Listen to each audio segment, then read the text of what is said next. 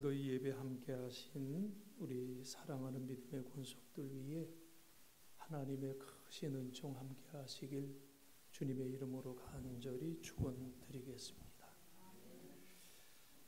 오늘 우리는 하나님께 예배를 드리고 또 우리 미래의 주인공들인 학생들을 특별히 생각하면서 오늘 주신 하나님의 말씀을 나누는 시간을 갖기를 바랍니다. 우리 교회는 매년 2월 마지막 주에 졸업 예배를 드리는 전통이 있었는데 어떻게 코로나 이후에 이런 시간들을 갖지 못하게 됐어요. 그래서 이제 새롭게 진학을 하고 2025년도 새 학기를 시작하는 학생들을 우리 모두가 이 시간 함께 같이 관심을 갖고 기도하기를 원하는 마음으로 하나님께 예배하는 우리 모두가 되었으면 참으로 좋겠습니다.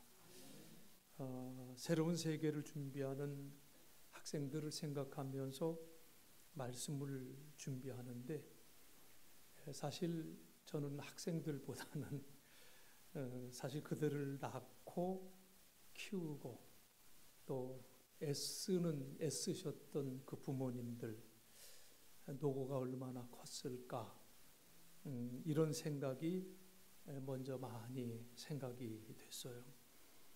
오늘 부모님 주일은 아니지만 항상 우리 믿는 사람들은 나를 정성껏 키워주시고 보살펴 주시고 기도해 주셨던 부모님께 감사하는 자녀들이 되어야 될 줄로 믿습니다. 우리에게 오래전부터 전해지는 유명한 한시 구절이 하나가 있지요.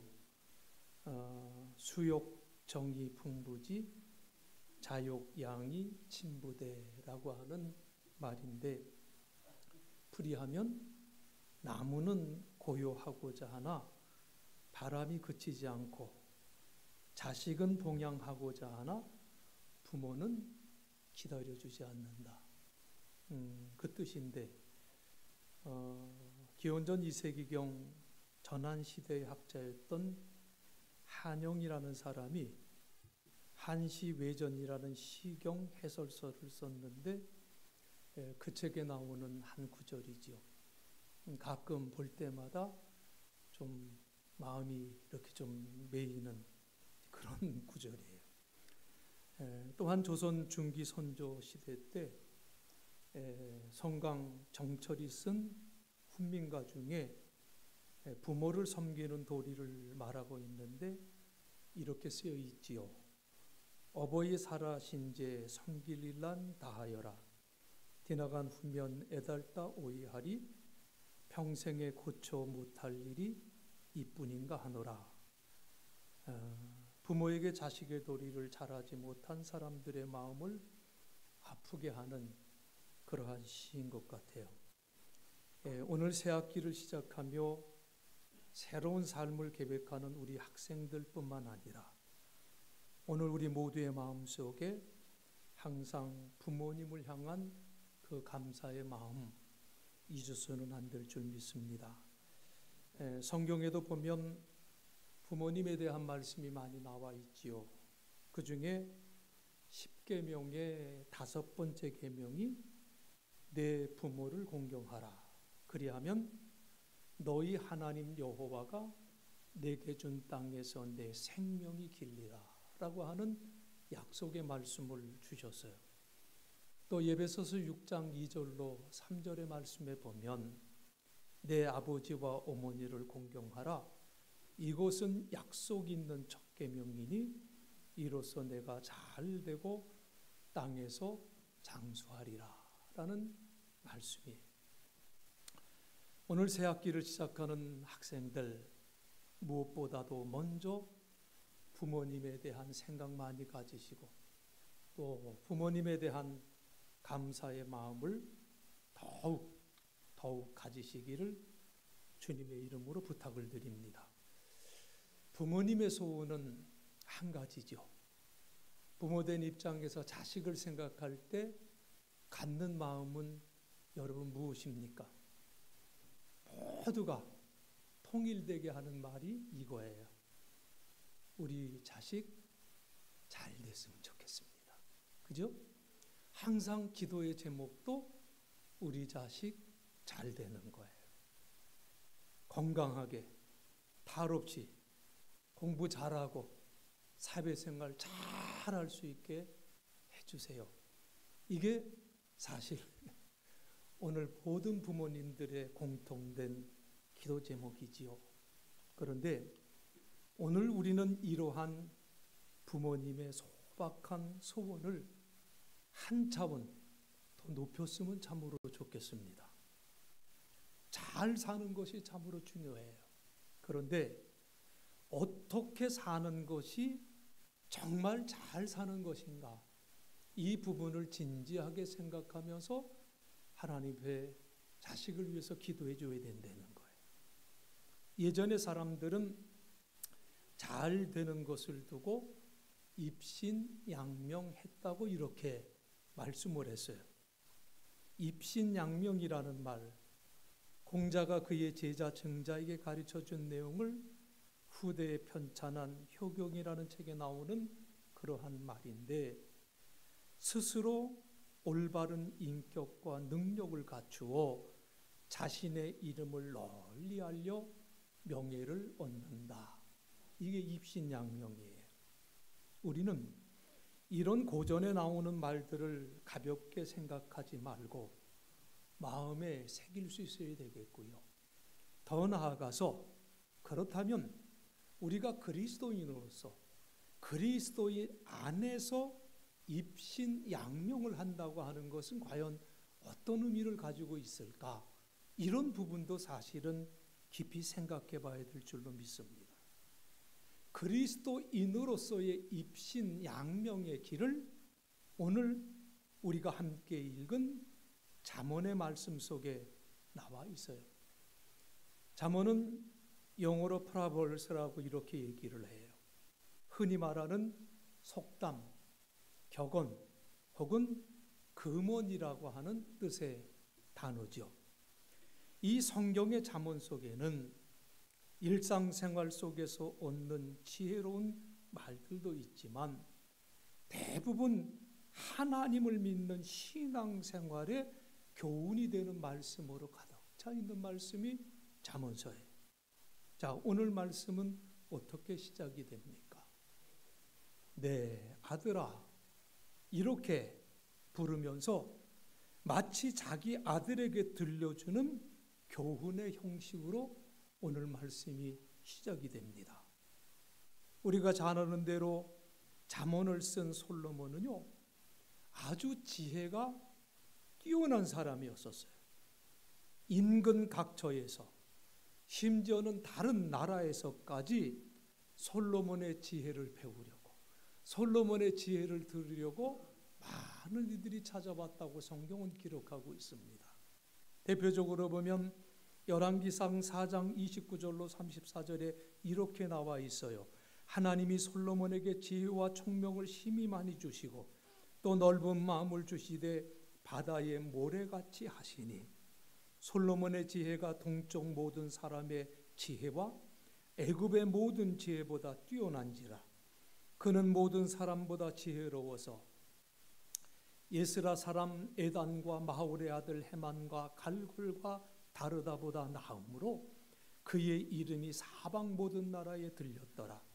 그가 잠언 3,000가지를 말하였고 그의 노래는 1,005편이며 그가 또 초목에 대하여 말하되 레바논의 백향목으로부터 담에 나는 우슬쪽까지 하고 그가 또 짐승과 새와 기어다니는 것과 물고기에 대하여 말한지라.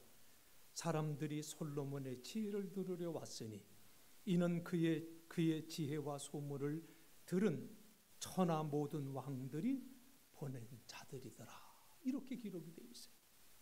이렇게 대단한 지혜를 소유했던 솔로몬이었지만 그의 말년은 본이 되는 삶을 살지를 못했던 사람이 솔로몬이에요. 지나친 명예심으로 대대적인 토목공사를 일으켜 백성들의 삶을 피폐하게 만들었고, 이방 나라의 여자들과 정략적인 결혼을 했고, 우상 숭배에 물들었고, 하나님을 멀리했으며, 그리고 부귀영화에 탐닉을 했다는 거죠. 이렇게 인생을 살았던 솔로몬은 하나님 없이 살았던 자신의 삶이 얼마나 헛된 삶이었는가, 그것을 깨닫고 쓴 글이 전도서예요. 그리고 솔로몬이 잠언 그 말씀 속에서도 역시 그가 말년에 크게 깨달음을 얻고 쓴 것이 많이 있습니다. 오늘 우리가 함께 읽은 잠언서 3장의 말씀도 그래요. 오늘 잠언서 3장 3절에 보면 인자와 진리가 내게서 떠나지 말게 하라, 이렇게 말씀을 했어요. 인자와 진리가 내게서 떠나지 말게 하라. 여러분, 이 말씀을 여러분 마음판에 꼭 새기시기를 간절히 바랍니다.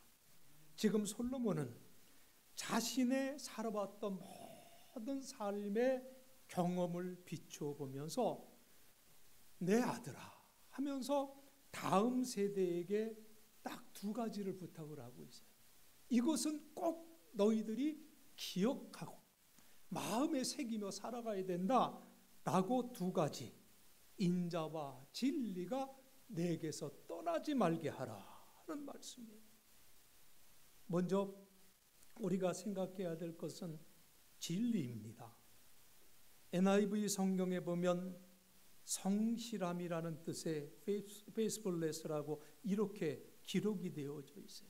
그러니까 솔로몬은 항상 진리, 그 성실, 그 충실, 그것을 마음에 새기고 살아가야 된다라고 교훈해주고 있다는 거죠. 아마 우리 가운데 우리가 성실하게 살아야 되지요, 우리가 충실하게 살아가야 되지요 라는 이 말에 반박을 하는 분은 한 분도 계시지 않을 거예요. 아니 목사님, 왜 우리가 성실하게 살아가야 됩니까? 눈치 보면서 그냥 그렇게 저렇게 그냥 살아가야지 라고 얘기할 수 있는 사람들은 없을 것 같아요. 우리는 성실하게 살아가야 되고, 또 모두가 착하고 정직하고 성실하게 살아가고 싶은 마음들을 갖고 있어요. 그런데 살다 보면 그게 마음처럼 잘 되지 않는다는 거예요. 에베소서 6장 7절에도 보면 우리 그리스도인들은 어디에서든지 사람들을 대할 때 누구를 대하든지 기쁜 마음으로, 다른 말로 표현하면 성실한 마음으로 섬기기를 주께 하듯 하라고 이렇게 말씀을 했어요. 그러니까 눈가림으로 하지 말고 성실하게 대하라. 이것이 그리스도인들이 살아가야 될 삶의 방식이라고 하는 것을 말씀을 하고 있어요. 여러분들이 이 세상에 나가서 이러한 태도로 사람들을 대한다면 어디서든지 인정을 받을 거예요. 이제 정말 새로운 세계를 계획하고 준비하며 공부하는 우리 학생들도 항상 이런 성실함, 이런 충실함, 하나님의 진리 안에서 살고자 하는 그러한 마음으로 사람들을 대하며 살아간다고 한다면 그 사람의 삶은 성공이 될 것이 분명함을 저는 믿습니다. 여러분, 영어로 편지를 쓸 때 마지막에 꼭 쓰는 그 말이 있어요. 그 말이 뭐냐면 미국 사람들은 sincerely yours라는 말을 꼭 써요. 영국 사람들은 또 yours sincerely라고 이렇게 쓰더라고요. 그걸 바꿔서 쓰는데 그리고 이제 sincerely yours라는 말을 그 뒤에 꼭 쓰고 마지막에 자기 이름을 쓰고 사인을 합니다. 이건 뭐 모두가 그렇게 써요. 근데 그 뜻은 진심을 담아, 이러한 의미예요. 진심을 담아 당신의 암흑에 썼습니다 라는 이러한 표현이지요. 그런데 이 sincere라는 말은 라틴어 신체루스라고 하는 데서 나온 말이에요. 원래 이 말, 신체루스라는 말은 양초를 먹이지 않았다라는 뜻의 말이라고 그래요. 여러분, 이탈리아에는요, 대리석이 많지요. 그런데 아무리 좋은 대리석이라 할지라도 조그만 흠집이라도 있으면 그것은 제값을 받지 못한다고 합니다. 그래서 대리석을 파는 사람들은요, 이 작은 흠집을 감추기 위해서 거기다가 양초를 먹인다고 그래요.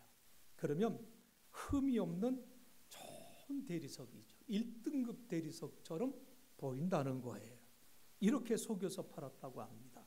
그래서 이 대리석은 양초를 먹이지 않은 순수한 대리석입니다 라고 말할 때 신체루스라고 하는 말을 거기다가 썼다는 거예요. 오늘 이 시간 하나님을 예배하는 사랑하는 성도님들과 그리고 새 학기를 시작하는 우리 학생들 모두는 예수 믿고 구원받은 자로서 이러한 성실한 삶을 살고자 하는 믿음의 결단을 가져야 될 줄로 믿습니다. 여러분들이 이 세상에 나가서 양초를 먹이지 아니한 성실한 삶을 살아가는 것이 하나님께서 오늘 우리에게 허락해 주신 삶의 방식이라고 하는 것을 꼭 믿으시기를 바랍니다. 둘째로는 사랑이에요. 솔로몬이 다음 세대에게 부탁했던 이 두 가지 중에 하나가 오늘 성경에 보면 인자라고 기록이 되어져 있습니다. 영어 성경에도 love라고 나와 있고 또 자비라고 하는 뜻의 mercy라는 단어로도 나와 있습니다. 바로 사랑이죠. 성실함과 사랑을 갖고 살아가야 된다는 거예요. 예수님의 제자 요한은 요한일서 4장 11절에서 사랑하는 자들아 하나님이 이같이 우리를 사랑하셨은즉 우리도 서로 사랑하는 것이 마땅하도다. 이렇게 말씀하셨어요. 오늘 우리는 이 사랑을 너무 어렵게 생각하지 않았으면 참으로 좋겠습니다. 사랑이 뭐냐? 이렇게 저렇게 많이 표현할 수 있겠지만 우리 어렵게 생각하지 말고 그저 내가 사람을 대할 때 그냥 따뜻한 마음을 갖는 것. 그 누구를 대하든지 내 속에서 따뜻한 마음을 갖고 그 상대방을 대하는 것이 그것이 진정한 사랑이다. 이런 마음을 가졌으면 좋겠어요. 지금 우리가 살고 있는 이 시대는 사람에 대한 관심과 그 사랑이 점점 사라져가는 시대예요. 오늘 특별히 새로운 학기를 시작하는 학생 여러분들은 꼭 알아두시기를 바랍니다. 사람에 대한 사랑과 관심, 이것을 잊어버리면 여러분은 아무짝에도 쓸모없는 있으나 마나한 사람이 될 수밖에 없다는 것을 여러분들이 아셔야 돼요. 사랑과 관심. 무슨 법을 하나 만들어도 자기 집단이나 무리만이 이익을 얻을 수 있는 그러한 음흉한 법이 되어서는 안 되고요. 항상 그 밑바닥에는 사람에 대한 사랑과 관심이 깔려 있어야 되는 것 아닙니까? 무엇 하나를 바꾸어도 어떤 다른 반대 급부를 노리는 것이 아니라 그 밑바탕에는 사람에 대한 따뜻한 사랑과 관심이 있어야 되는 거 아니겠냐 그 말이에요. 특히 약한 사람, 불편한 사람, 가난한 사람, 병든 사람, 무력한 사람들 편에서는 따뜻한 마음을 가지고 우리가 살아가야 되는 거예요. 성경 속에 많은 사람들이 등장을 하는데 말씀을 준비하면서 저는 사무엘상 21장에 나오는 제사장 아히멜렉이라고 하는 사람이 자꾸 떠올라왔어요. 이 아히멜렉에 대한 이야기는 참 읽어보면 읽어볼수록 감동적이다 못해 사실은 충격적인 말씀이에요. 아히멜렉은 다윗과 동시대의 사람이지요. 지금 다윗이 사울의 추격을 받고 도망자 신세에 있었어요. 상황이 어찌나 급했던지 수행하는 부하들도 없었고 손에는 무기도 없어요. 게다가 아무것도 먹지 못해서 배가 고파 죽을 지경이 됐습니다. 이런 다윗이 한밤중에 아히멜렉을 찾아가요. 다윗을 알아본 아히멜렉은 깜짝 놀라면서 아니 이 밤중에 웬일입니까? 라고 묻지요. 다윗은 왕의 특명이 있어서 이렇게 부하도 없이 급히 길을 떠나게 되었다고 둘러댑니다. 그러면서 뭐라도 먹을 것이 있으면 좀 달라고 부탁을 하지요. 그때 당황한 아히멜렉이 다윗에게 이렇게 말을 합니다. 지금 내 손에 장군에게 줄 떡이 없습니다. 그러나 하나님의 전에서 물러낸 거룩한 떡은 있습니다. 그러면서 그 거룩한 떡을 다윗에게 내어줬어요. 이 거룩한 떡은 제사장만이 먹을 수 있는 그 법이 있었습니다. 그런데 다윗에게 내어주었어요. 이 일이 나중에 사울의 목자장, 그러니까 수석 목동으로 있었던 에돔 사람 도액이라는 자가 이러한 일을 사울에게 밀고 함으로써 아히멜렉은 물론이고 높 지역의 제사장 85명이 사울에 의해서 처참하게 학살을 당해요. 말씀드린 대로 사실 거룩한 떡이라는 것은 제사장 외에는 먹을 수가 없는 떡인데, 그러니까 다윗은 그 떡을 먹을 자격이 없었는데, 그런데도 아히멜렉은 그 떡을 다윗에게 주면서 먹게 했다는 거예요. 여러분, 이것은 그 당시로서는 굉장히 충격적인 상황이에요. 아마도 아히멜렉이 이런 결정을 하기까지는 수많은 생각을 했을 거예요. 그리고 마침내 결론에 도달하는데, 지금 내 앞에 서 있는 이 사람은 하나님께서 쓰시는 사람이 분명하다. 지금 이 사람이 위급한 상황에 처해 있는데 내가 떡을 주지 않으면 이 사람은 죽을 수도 있겠구나. 이 생각에 아히멜렉은 다윗에게 거룩한 떡을 내어 주었습니다. 이렇게 해서 다윗은 떡을 먹고 기운을 차렸어요. 그리고 다윗이 떠날 때에 아히멜렉은 자기가 보관하고 있던 칼 한 자루를 주는데, 그 칼은 다윗이 골리앗을 죽이고 빼앗은 칼이었지요. 다윗은 아히멜렉 덕분에 목숨을 구했지만 아히멜렉은 이 일 때문에 사울의 손에 죽었습니다. 여러분, 예수님께서 바로 이 아히멜렉에 대한 이야기를 마가복음 2장 27절에서 말씀을 하셨죠. 사람이 안식일을 위하여 있는 것이 아니라 안식일이 사람을 위하여 있다라고 하신 이 말씀이 아히멜렉의 이야기를 하면서 이 말씀을 주셨어요. 그러니까 사람에 대한 이 사랑과 애정이라고 하는 것, 그것은 그 옛날부터 율법의 어떤 규정보다도 위에 있는 것이 사람에 대한 사랑이다. 사람에 대한 애정이다. 사람에 대한 따뜻한 마음을 갖는 그것이 그 율법 위에 있다는 것을 말씀을 하는 거예요. 이 시간 주님께서 우리 모두에게 바라는 것이 있는 줄로 믿습니다. 그것은 저와 여러분이 아히멜렉과 같은 마음을 갖고 그 아히멜렉의 마음을 평생 품고 살아가기를 원하는 것이, 그것이 하나님께서 우리에게 원하시는 마음인 줄로 믿습니다. 본문 잠언서 3장 3절로 4절에 이렇게 기록을 하고 있어요. 인자와 진리가 내게서 떠나지 말게 하고 그것을 내 목에 매며 내 마음판에 새기라. 그리하면 내가 하나님과 사람 앞에서 은총과 귀중히 여김을 받으리라. 그렇죠.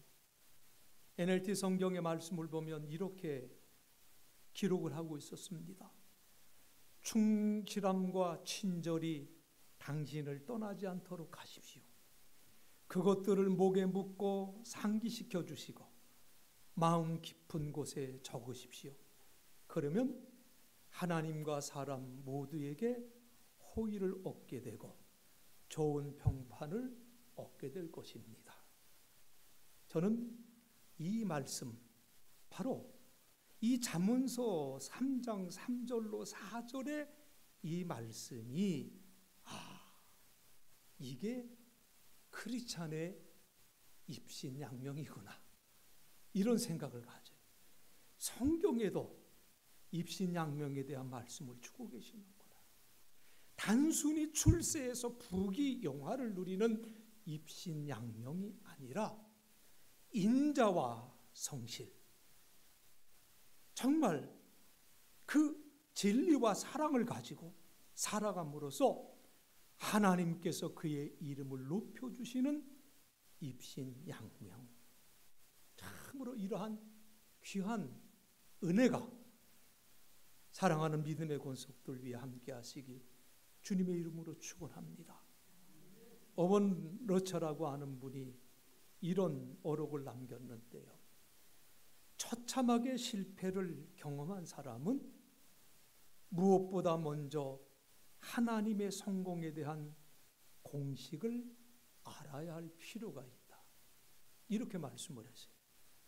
자기의 신앙 형식이나 자기의 공식을 가지고는 실패 안 되는 거예요. 그렇기 때문에 이제는 하나님의 방식, 하나님의 공식으로 눈을 돌릴 필요가 있다는 거예요. 여러분, 성공에 대한 하나님의 방식은 세상 방식과 달라요. 이것은 다른 사람과 경쟁하는 것이 아닙니다. 다른 사람을 이기는 것이 아니고, 이것은 다른 사람을 딛고 올라가는 것이 아니에요. 거짓말을 해서라도, 부정한 방법을 동원해서라도 자기 목적을 성취하는 그런 것이 아니에요. 인자와 진리를, 사랑과 성실함을 목에 메고 잊어버리지 않는 것, 이것을 마음에 깊이 새기는 것이라고 오늘 성경은 우리에게 말씀해 주고 있습니다. 어떤 환경에서나 사람에 대한 배려와 따뜻한 마음을 포기하지 않는 것, 그리고 거짓말하거나 사람을 속이지 않고 눈가림하지 않고 생각과 말과 행동이 진실한, 이렇게 살아가는 삶, 이것이 바로 성공에 대한 하나님의 방식이라고 하는 것을 성경은 말씀해 주고 있습니다. 바로 이 인자와 진리, 사랑과 성실함을 늘 마음속에 새길 수 있는 우리 모두가 되기를 간절히 바라고요. 그리고 그러기 위해서 솔로몬은 마지막으로 어떤 교훈을 주고 있는가 하면, 모든 일에 있어서 먼저 가장 우선적으로 하나님을 인정하라고 말씀하고 있어요. 이것은 새로운 교훈이 아니라 하나님의 그 방법, 하나님의 방식을 인정하려는 거예요. 다른 데 한눈 파지 말고 하나님의 방법에만 몰두하라. 오늘 본문 6절 하반절 말씀을 보시면 뭐라고 그래요? 그리하면 내 길을 지도하시리라. 하나님의 방법에 몰두할 때 하나님이 내 길을 지도해 주신다고 그래요. 우리가 우리 자신의 방법과 공식을 따르지 않고 하나님의 방법과 공식을 따라서 살면 하나님께서 우리의 길을 지도해 주시고 하나님께서 우리가 가는 길을 순탄하게 해 주신다고 약속해 주셨어요. 이제 우리 모두는, 그리고 새 학기를 시작하는 우리 학생들은 이제 성실과 사랑을 나에게서 떠나지 말게 하고 이 인자와 사랑을 여러분의 목에 걸고 가슴에 깊이 새기고 세상으로 나가시기를 간절히 바랍니다.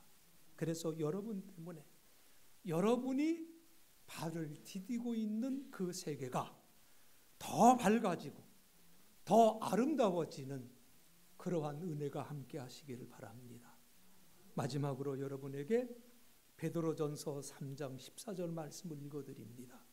그러나 의를 위하여 고난을 받으면 복이 있는 자니 그들이 두려워하는 것을 두려워하지 말며 근심하지 말고. 사도 베드로가 우리에게 이렇게 교훈해 주셨습니다. 때로는 옳은 일을 함으로 고난을 받을 때도 있을 것입니다. 하지만 하나님께서는 그러한 순간에 여러분에게 복을 주실 것입니다. 사람들이 두려워하는 것을 두려워하지 말며 겁내지 마십시오. 이 약속의 말씀을 기억하시고 늘 삶 속에서 인자와 진리가, 다르게 표현한다면 성실과 사랑을 여러분의 마음판에 새기시고 여러분의 목에 걸고 사시는 삶을 사시기를 다시 한번 주님의 이름으로 축원합니다. 그러한 삶을 사실 때 여러분은 하나님과 사람들 앞에서 은총과 귀중히 여김을 받는 축복이 임하게 될 것이에요. 이 귀한 은혜가 새 학기를 시작하는 우리 사랑하는 학생들, 그리고 그들을 위해서 수고하시는 부모님들, 그리고 오늘 이 예배에 함께하는 모든 성도님들 위해 함께하시길 주님의 이름으로 간절히 축원드리겠습니다. 기도하겠습니다. 하나님의 은혜를 진심으로 감사합니다. 솔로몬을 통해서 주시는 하나님의 말씀을 우리가 다시 한번 마음판에 새기고 우리가 이 땅에서 승리하는 삶을 살기를 원합니다. 매사에 하나님을 인정하는 그 믿음을 가질 수 있도록 도와주셔서 성실과 사랑으로 살아갈 수 있는 우리 모두가 다들 될 수 있도록 하나님 도와주셔서 우리 사랑하는 믿음의 권속들 모두가 하나님과 사람들 앞에서 은총받는 삶 살게 도와주시고 누구보다도 귀중히 여김을 받는 복된 삶 살 수 있도록 하나님 축복해 주옵소서. 예수님 거룩하신 이름 받들어 간절히 기도드리옵나이다. 아멘.